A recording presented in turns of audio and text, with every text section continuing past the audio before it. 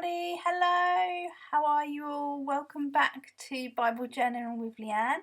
We're going to dive straight in with the supplies I'm using today. I'm using my Inktense pencils. I've also got my heated craft tool. I've got some micron pens, some different thicknesses there. I've also got a rubber because I always make mistakes. Of course, got my light box and my traceable, which was in their packs that you can get from Etsy, and also 2 pots of water, one for clean and one for dirty. And I bumped the camera stand, sorry about that. I seem to do that a lot this time, must have been in just the wrong place. Well, today we're going to be in Acts, and I just showed you my notebook that's just underneath the side of my Bible there, just propping it up so that the Bible lies a bit flatter. So we're in Acts chapter 12, and we're at that point where Peter is imprisoned. And I don't know about you, but we had a great time last week listening to some of the Spring Harvest Home videos and joining in with the morning big start sessions.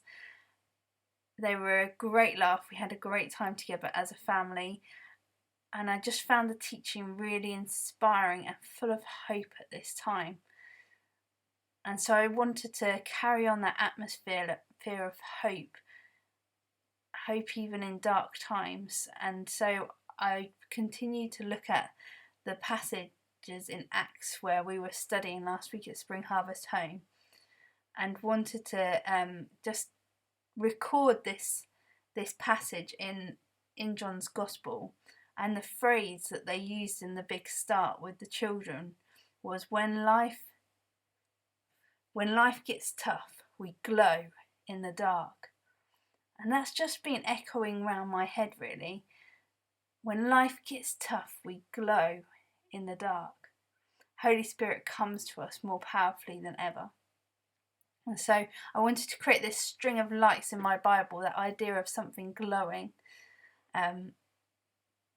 So this is my string of lights going across the side of my page. And to create them, I've just used these Inktense pencils, starting off with a yellow spot for the brightest point of light in the middle, and then going to the outer edges with an orange and a red, just to make them look like they're really glowing. Now with Inktense pencils, unlike watercolour pencils, once they've dried, they're permanent. They won't pick up and move again like watercolour will. So you work in layers, and what is dried on the paper, once it's been activated with water, will stay there. And I find them just a bit easier to work with because they just stay put, they don't go anywhere. And so I've just created a first layer. I'm drying it off, bumping the camera stand again, and then I go in and just add a bit more definition, another layer of colour, just to really start making the colours pop. You'll notice in the middle of my page there's some red ink stains from the page below where I had a bit of bleed through. Sometimes when I get that, I go over the page first with some white acrylic paint or another colour of paint just to cover it up, but I thought with the page that I had planned today that as I went along they'd merge into the background, and I think you'll find that they do, and they don't really cause a problem at all. So now I'm just going in with some grey and adding some detail to the top of each light. It's ever such a simple illustration really, and I just really wanted to work on making the colours all pop and come off the page and become more vibrant. And that was the challenge too, building up those layers of colour so that they had enough vividness. And so I just go through and paint the top of each light bulb so that they look more realistic, and then I go through later and add some pen and ink just to give them a bit more detail, make them look a bit more lifelike. So I'm just going to read to you Acts 12 now. So we start at verse 6. I'm reading from the Message today. Then the time came for Herod to bring him out for the kill. That night, even though shackled to 2 soldiers, one on either side, Peter slept like a baby. And there were guards at the door keeping their eyes on the place. Herod was taking no chances. Suddenly there was an angel at his side, and light flooding the room. The angel shook Peter and got him up. Hurry! The handcuffs fell off his wrists. The angel said, Get dressed. Put on your shoes. Peter did. Then grab your coat and let's get out of here.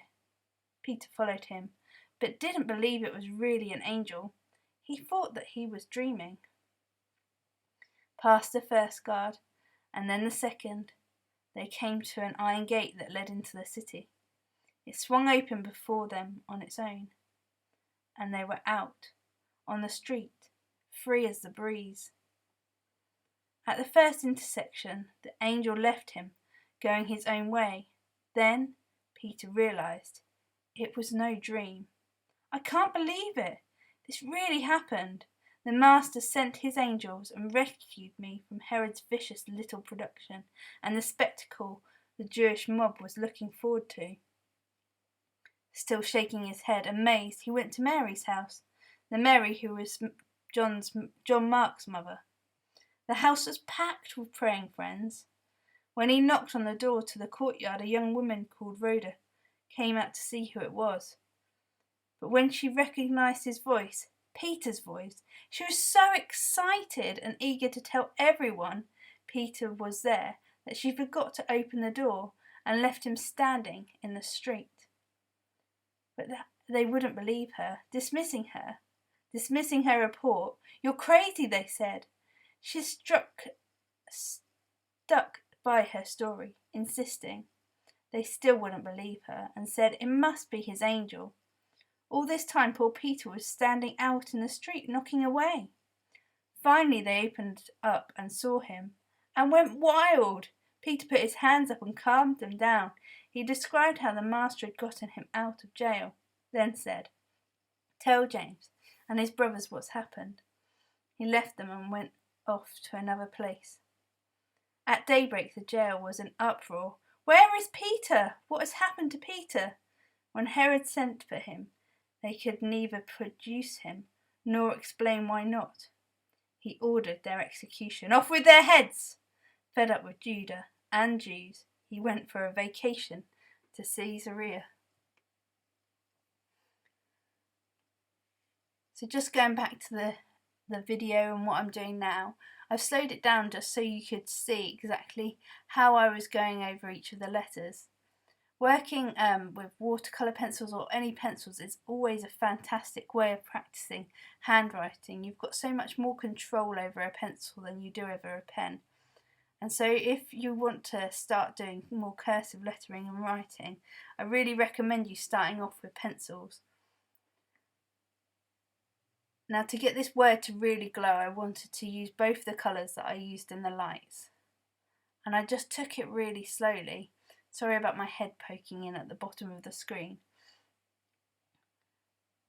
But I was just using the water now just to activate that colour so that they blend right into each other and they start to get that effect of them glowing.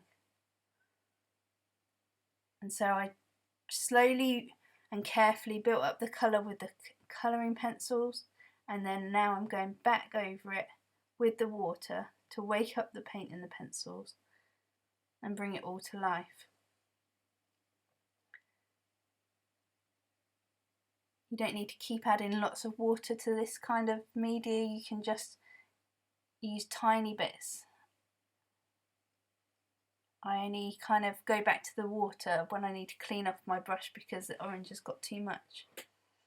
And then I just keep going over it, bringing out more depths of colour, more of that kind of glow.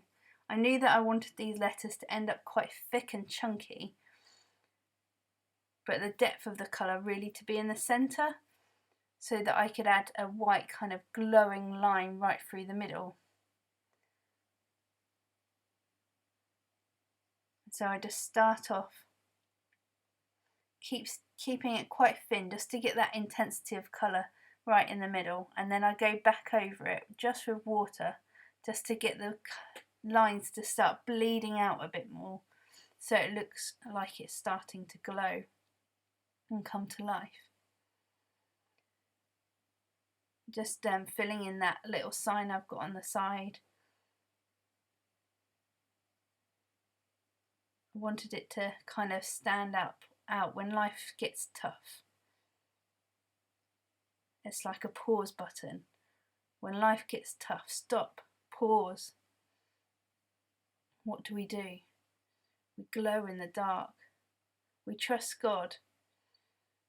We still might get muddled or confused sometimes. Peter's companions, they were seeking God with all their hearts. They were glowing so brightly. The power of their united prayer was incredible. And yet at the same time, they were in the dark. They were getting it wrong still. It wasn't perfect. When Peter arrived, they didn't even realise that he was there. We're all like that, aren't we? Sometimes the answer to prayer we're expecting is too much or more than we expected, or we just can't comprehend it, and so we kind of make these mistakes. But we're still glowing in the dark. This story, I remember my Sunday school teacher telling it to me, and the feeling of absolute shock when they left Peter standing there in the cold, waiting and knocking outside and not realising that all their prayers had been answered. So I just wanted to add a wash into the background of this page. And just I put a light layer of colour into the background, and then I'm just using my paintbrush directly onto the nib of the pencil just to pick up more colour and to make it a bit deeper.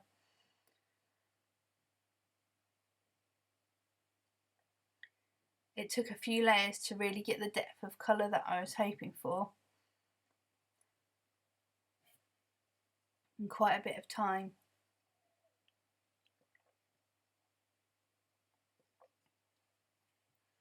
But I just kept going back over it and back over it, building it up, trying to create the effect that I was really looking for.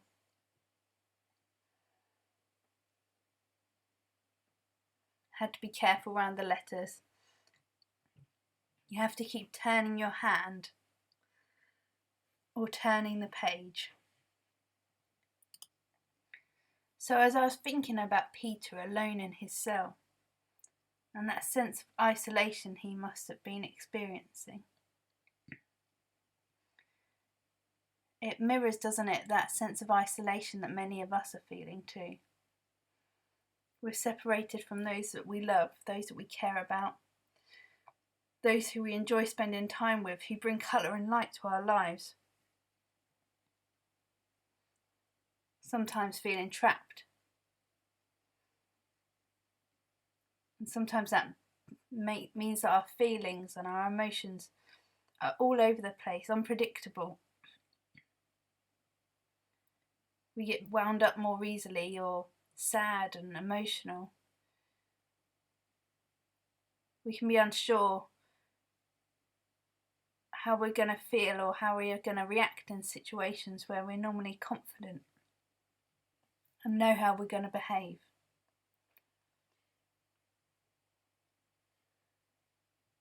But it isn't anything great that we're doing during this time that is what makes us glow. It's not that we've got to act like a superhero or do something out of the ordinary. You see, it's our trust in God that makes us glow. Those believers, as they met in that room praying, just trusting in God for a breakthrough, taking all their cares and concerns to Him. That's what glows in this passage. Peter didn't know if the angel was real or not. He thought it was just a vision he was following.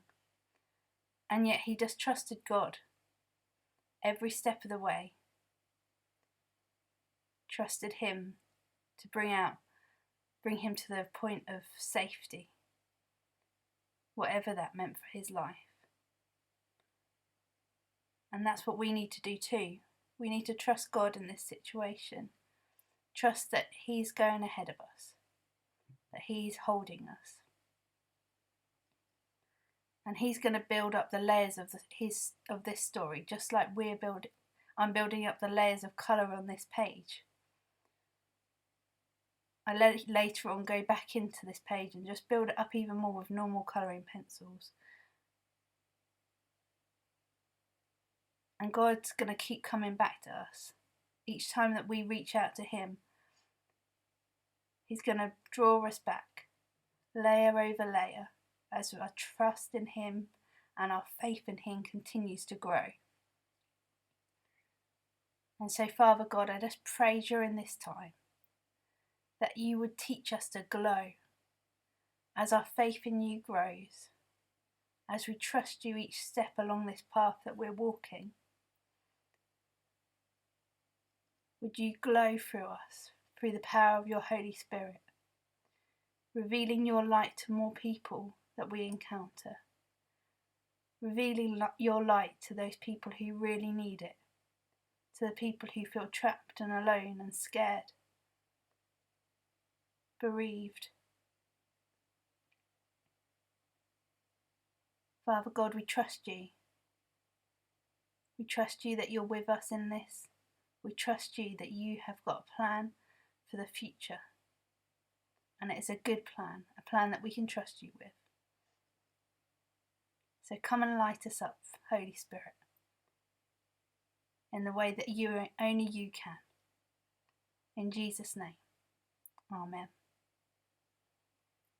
Thank you all so much for joining with me today, and hopefully I'll see some of you online very soon. Bye for now.